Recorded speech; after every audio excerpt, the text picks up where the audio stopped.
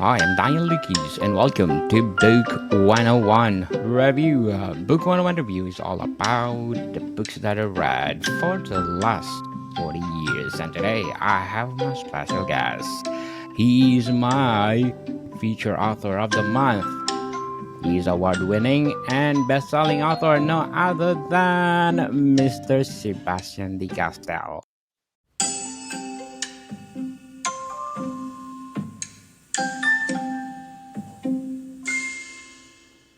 Hi, Daniel. Good to see you again.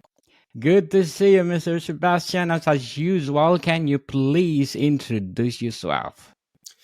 Sure. I'm a Canadian fantasy author with a very belligerent cat who always shows up on camera during interviews for reasons passing understanding. I'm best known for a few different fantasy series, the Greatcoats series, which began with the book that we're talking about today, Traitor's Blade, which is a swashbuckling fantasy series, a little bit like the Three Musketeers meets Game of Thrones. And also the Spellslinger series, which is a young adult fantasy series. And then I've had other series since then, like Malevolent Seven, which is kind of like the Magnificent Seven, but with wizards blowing things up and swearing all the time. And the Court of Shadows series, which is a bit more, which follows up from the Greatcoats series, but has a bit more of let's call it a sort of a literary quality or element to it. And of course the Argosy series, which is a spin-off young adult fantasy series from Spellslinger. So 16 novels in all. I'm just celebrating my first decade as a novelist. So yeah, it's been a wonderful ride so far. Yes, congratulations, Mr. Sebastian, and thank you for your talent and sharing to the world. So, what is the first step in planning and writing the Trader's Blade? Wow. Well, it's funny you should ask that question, in terms of the first step of planning and writing Trader's Blade, because there's never in my life been a book that was more unplanned, or at least not formally planned. And what I mean by that is, for those who haven't sort of encountered me before, Trader's Blade was my debut novel. It was written. The first draft of this book was written in quite a while ago in 2006. During what's called the 3-day novel writing contest. So again, for those who haven't heard of that, the 3-day novel writing contest is something that takes place in the August to September long weekend, the Labor Day weekend, as we call it here in North America.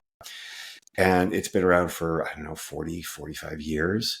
And people try all around the world to write a novel in 3 days. So it's a little bit different from NaNoWriMo, which I think more people are familiar with now. And typically, people will sort of, they'll start at 12:01 midnight, just after midnight, and they'll come in with an outline and notes, and then they'll try to kind of do the best that they can to put together something. It's usually 10 or 15 or 20, maybe 20,000 words long. I hadn't written for ages at that point. And I'd never been sort of a heavy writer. I'd tried one novel before. But as that 3-day novel writing contest was coming up, literally the last hour, I think, to register for it, I thought, I should give this a shot. And so I decided to register for it. And then it's not really a contest in the sense of, I mean, they do read or look at all the novels, I think, and sometimes they give people an award of some type. But mostly it's just an attempt to do it. So I registered for this thing, and then I got up the next day at about 7 a.m. So I slept the full night, and I still hadn't decided what book to write.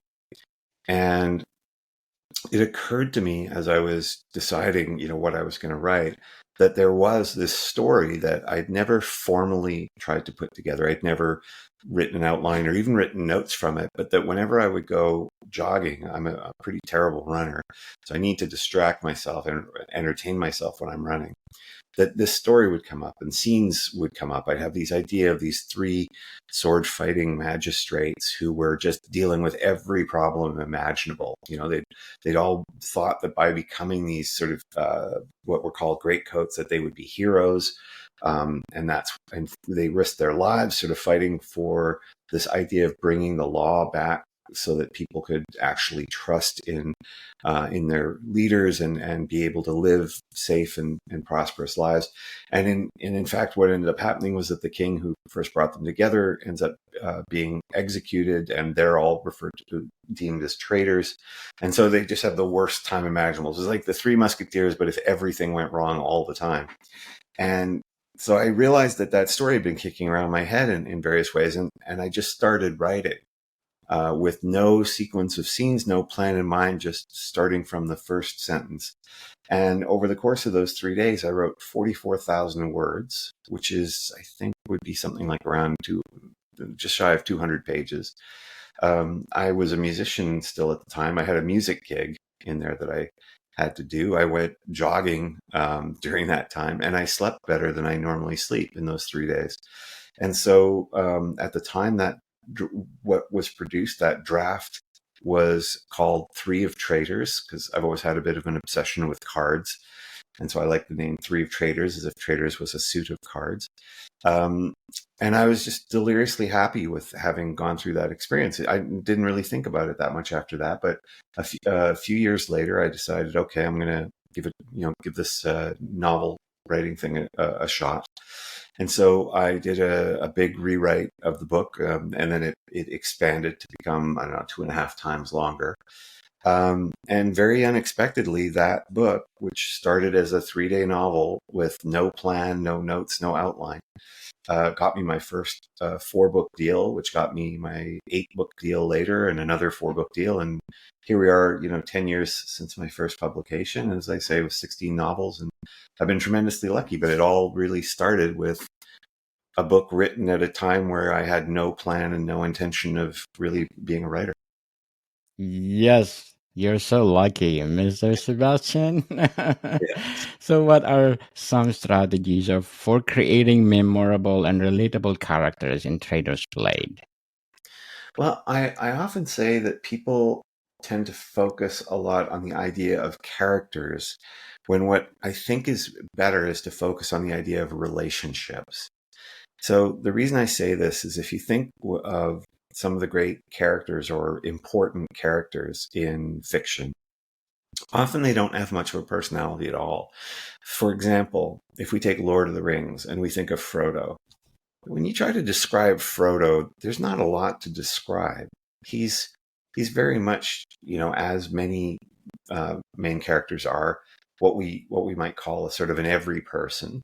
He's meant to represent us. He's just kind of this, in a way, somewhat average hobbit, he's, you could say most hobbits are more homebound than he is or something like that. But really, he doesn't have a tremendously strong personality. He's not very obviously heroic like Aragorn or very obviously wise like Gandalf. He doesn't have the flaws of a Boromir or things like that. He's just this kind of figure that proceeds through the story. But what makes him feel magical to us is his relationships with these other characters. It's the fact that Gandalf is kind of a mentor to him. It's his relationship, especially with Samwise Gamgee. And so, those are the places where you really feel the characters come alive. And it's a bit like actual human beings, right? In many ways, when you just try to define us as individuals, we're not always that interesting, or we feel a little bit cardboard. But when you look at us in the context of our relationships, suddenly we become very interesting. Like that's where you see who we really are. And so when I was writing Traitor's Blade, for example, what I cared about most was the relationship between these three sort of brothers in arms and the banter between them, how they talked, how they related, why I wrote Facio. When I started with Facio as the main character, I wanted him to always feel somehow a bit less than, which is why Kest is the greatest swordsman who's ever lived, not Facio. It's why Brasti is the more charming and handsome character, who doesn't take things too seriously, because that forces Facio to take things more seriously. And so that's the thing I always suggest to writers is instead of instead of thinking of characters as these individual entities. Think of them in terms of relationships, because often, like, one of the tools I see people sometimes told to use are these extensive character sheets. It's almost like when you're playing Dungeons and Dragons and you have this character sheet and you have to fill out every sort of detail. And in Dungeons and Dragons, it works great because it gives you the things you need to remember about your character when you're interacting with other characters. But in a novel, for me, it doesn't work very well because it doesn't tell me anything about what really matters, which is what are they like around other people. So that's the advice. If you want to have really strong characters, relatable characters, I think of them in terms of relationships. Just try to build interesting relationships in your book, and the characters will come alive through that. For sure. Interesting, Mr. Sebastian. So, what are some tips for writing engaging dialogue between characters that you did in Trader's Blade? Well, as I mentioned, because Traitor's Blade was very much, as a writer, I was quite naive to what was happening during the writing of the book because I wasn't thinking too much about craft or process or training. Um, and I think that's a very helpful thing, to be honest, sometimes, because a lot of writers, I feel like these days, sometimes they end up overtrained before they've written a novel. Sometimes if you want to, I don't know, run marathons. I don't run marathons, but you have to start by just going out and running and getting used to what it's like to run a long distance and be tired, as opposed to, if you just sat there and trained nonstop in the theory of how to run a marathon, you would have all this knowledge, but as soon as your feet hit the road, you'd realize, oh my God, this is nothing like what I expected. So, so what I was conscious of when I was writing the dialogue, and of course the dialogue and the banter is one of the things that got the book published, and one of the reasons that people say they enjoy it so much. I was very conscious or what I was conscious of was that, you don't have characters talk for the sake of talking. The talking is supposed to do something. When we talk in real life, our words are actions. They are trying to accomplish something. And so, if you make the dialogue purposeful, someone is trying to achieve something when they say something, then there will always be more tension in it, right? One character, perhaps the reason why they're having a conversation, it could be a conversation about coffee, but they're trying to win over the other character. They're trying to show that they know more about coffee than the other character, or the coffee is actually a metaphor for the other character being lazy.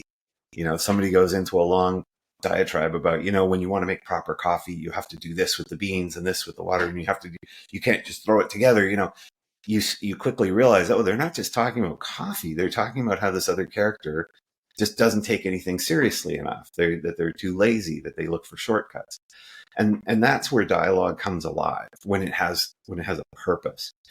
Where I see a lot of writers struggle is when they try to use dialogue for explanation. So, when they go, as you know, Daniel, here in Canada, we have on July 1st, Canada Day. And as you know, we have our confederation happened in this year, and we have this many provinces and territories. That doesn't do anything, right? It's not, there's no life to that, because it's not clear at all. Why am I telling you this stuff? Now, if I say, if I instead say, I don't know if you realize, Daniel, but it's July 1st here in Canada, and this is, a public holiday, and it's an important day. It's a day when normally people are, reflecting on their country. They're not usually in interviews about books. You would quickly go, oh, wow, this guy's really unhappy about doing an interview on Canada Day. Although, in fact, I'm delighted to be with you on Canada Day. And so that's the kind of the key for me with dialogue is, you want to sense very early on that there's something driving this dialogue. And that makes a conversation inside of a book almost like a little mystery or a puzzle. Because at first you sense, okay, why is this character saying this stuff to this other character? It's creating some tension here. And I don't know whether the tension is about what they're talking about or what he's trying to accomplish. And so that creates this fun puzzle that by the end of that sequence of dialogue, either the reader is going, I figured it out. And that's quite pleasurable from a reading experience because now you feel like you have this insight. Or even if they don't figure it out, they're like, I better watch that character now because there's something that they're hiding. And so that's what I kind of love about writing dialogue. Very well said, Mr. Sebastian. So, how do you ensure Traitor's Blade has a satisfying and impactful ending? I think it's a really good question because Traitor's Blade was one of those books that for me wasn't designed to have a and now here's the ending, and everything that happened, everything that was going on. There used to be an old style of writing, very common in mystery novels, where the big section at the end of the book after the sort of the climax was referred to as the denouement, right? The unfolding. And that was where the detective would, after having just identified the killer, would now explain everything that happened, right? And so you're like, wait, how did he know that was the killer?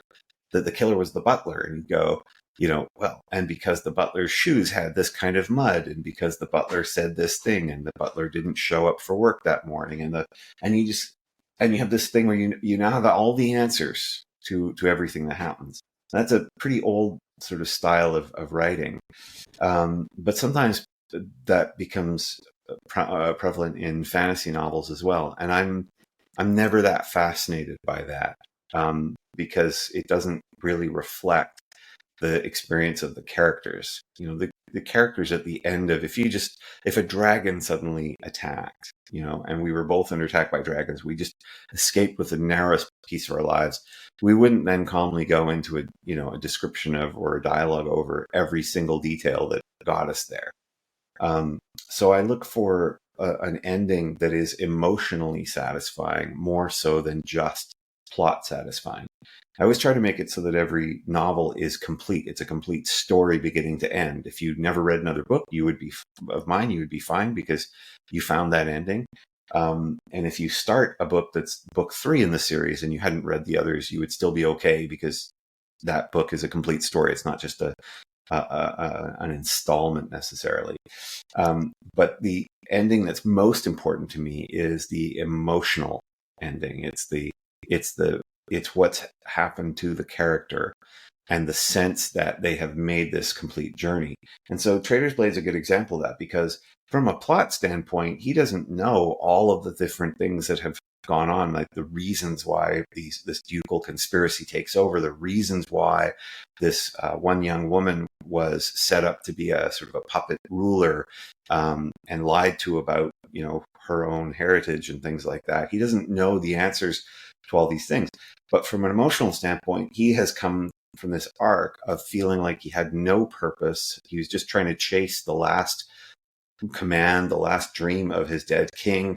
And then by the end, he has these people that he wants to take care of. He has a kind of a renewed family that he didn't have before.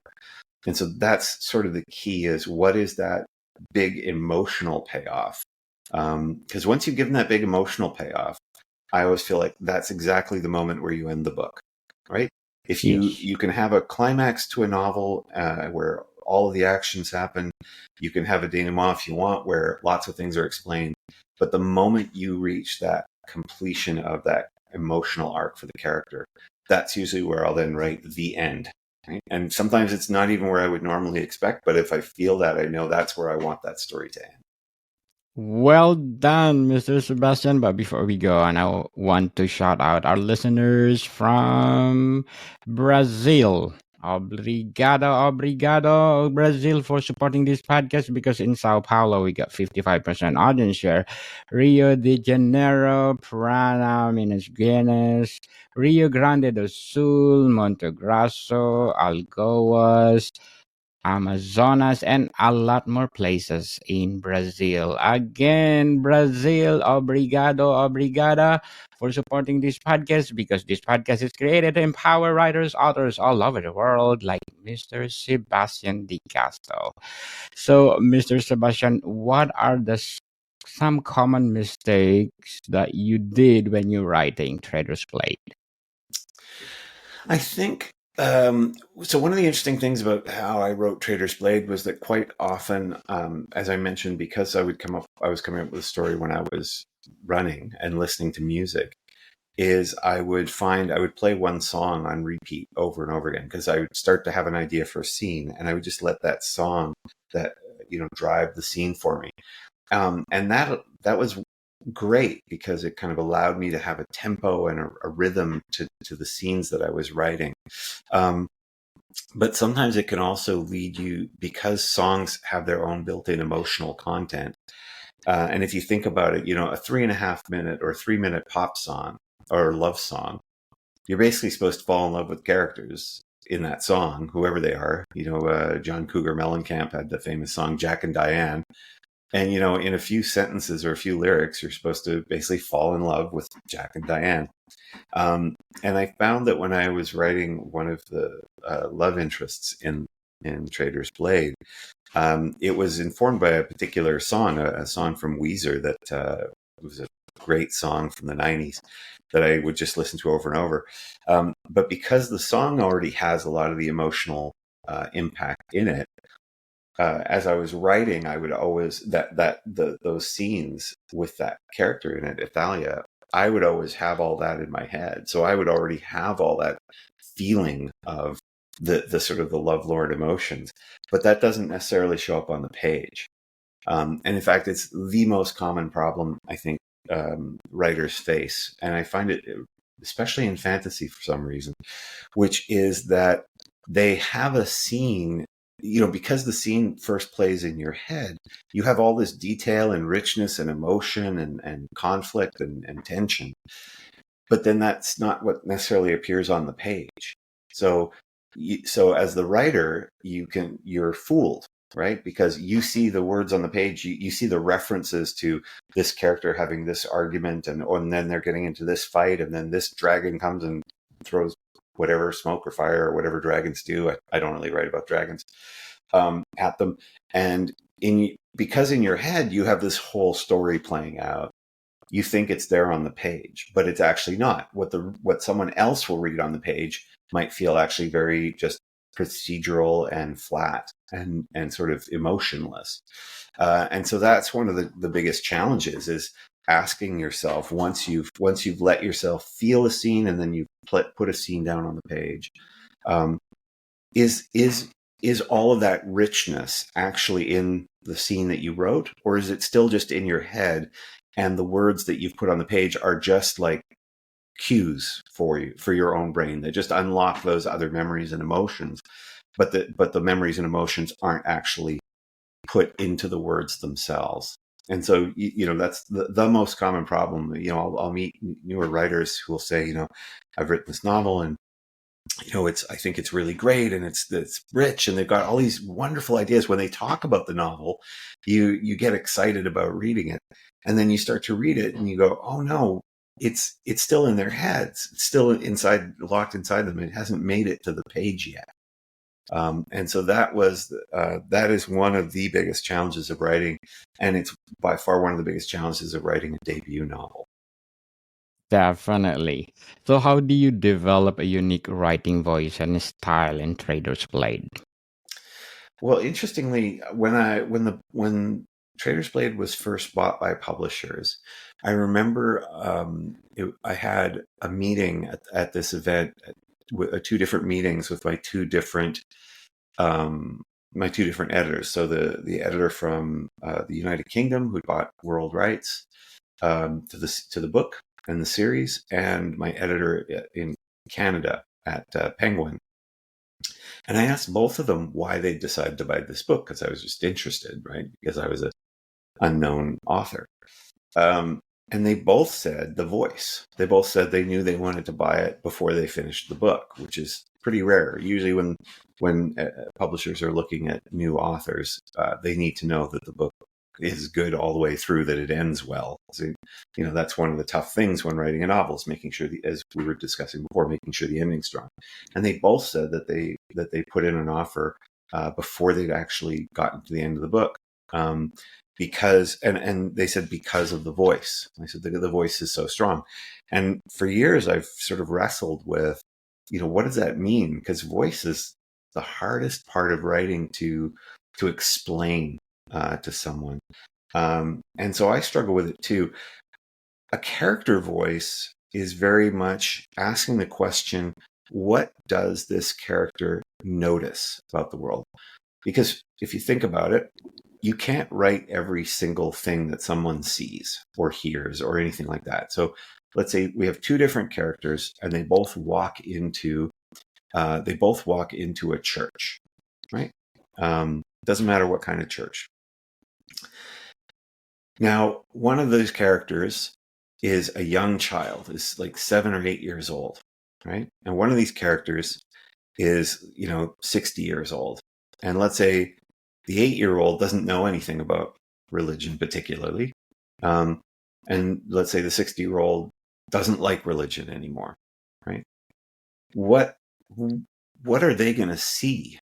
They're going to see very different things, right?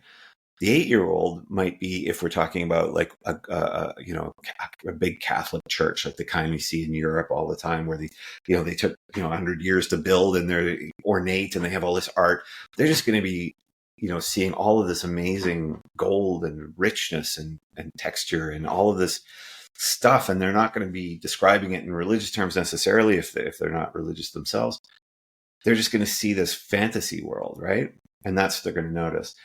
Whereas the cynical, 60-year-old character might notice, signs of hypocrisy. They'll be like, and then there's all this money and all of this art that, that all these, these priests get to have around them. But, they'll notice like how poor the parishioners are who are sitting in the pews, and all this money that could be going to helping them. And that becomes voice. It's what we as people notice. You and I could walk into a very plain doctor's office, for example, and we would see different things. And so voice is an articulation of what a character tends to look at and see, and how they describe it. And so one of the techniques I sometimes suggest to people to think about when you think about character voices, we all know that a book fundamentally has some kind of narrator. So if it's first person, like Traitor's Blade, where the character says, I walked into this room and I drew my sword or whatever, that's a first person narrator. If it's, but you have other books, like, for example, Game of Thrones, where it's third person. This character walked into this room and drew their sword, and then this other character did this other thing. But we're always conscious that there's a narrator somewhere, whether it's the main character or whether it's other characters or whether it's an omniscient narrator. But the other question to ask is, okay, we know who's telling the story, but who are they telling it to? And why are they telling the story? And so one of the ways that you build a sense of voice in a book is having a sense of who the character is telling the story to and why are they telling the story.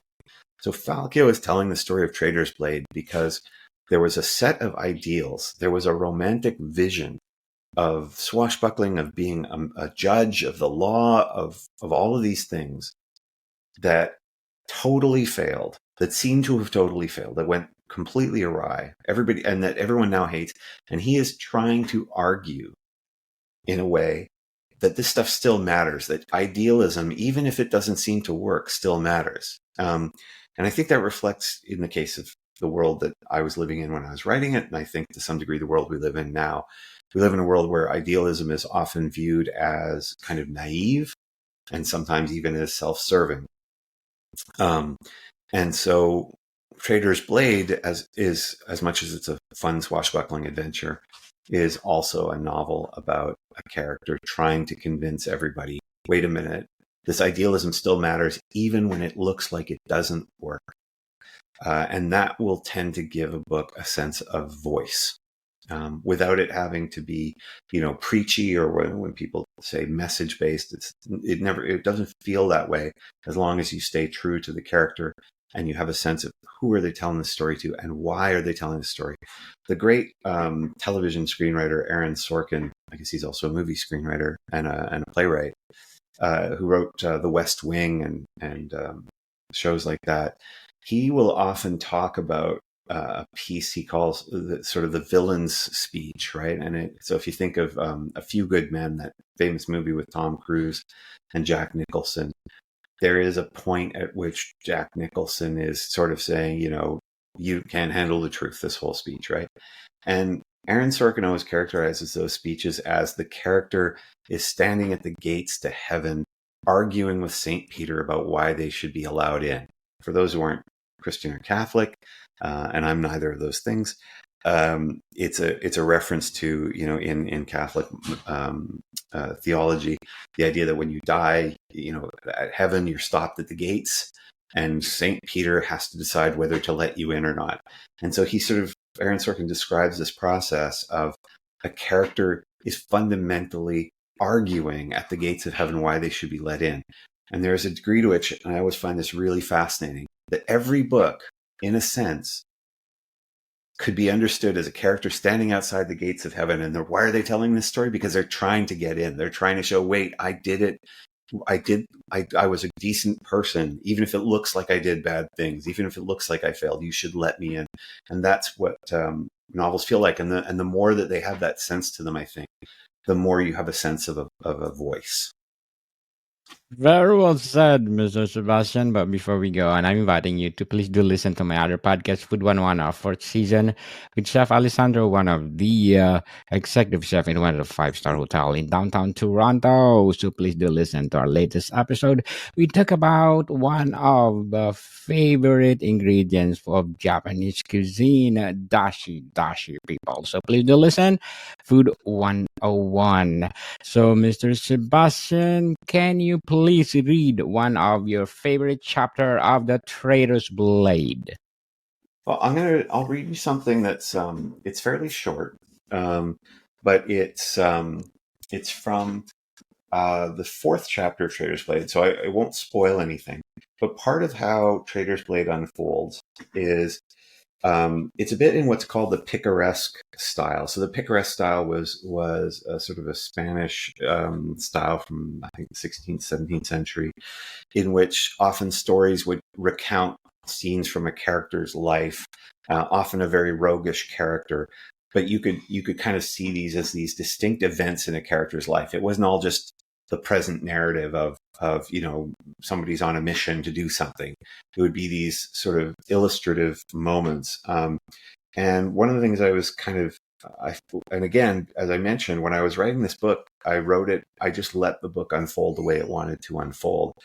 And so often what would happen is Facio would make some kind of comment, or someone would make a comment about one of the other characters. And Facio would think about how odd it was that would come up. And as a result of that, I would end up finding myself wanting to write a flashback, wanting to write the answer to why that happened. So, for example, at the very end of one chapter, Kest, who is this very taciturn swordsman, he's the greatest swordsman in the world. But he's very almost Spock-like for people who have seen Star Trek. And he's quite famous for not ever laughing or telling jokes. And so there's a moment where Facio is trying to explain why something's funny to him, and he says, it's funny because it's absurd. And then Brasti, the other character, he goes, "Brasti slapped me on the back. Don't pay him any mind, Facio. He lost his sense of humor the day he learned to swing a sword."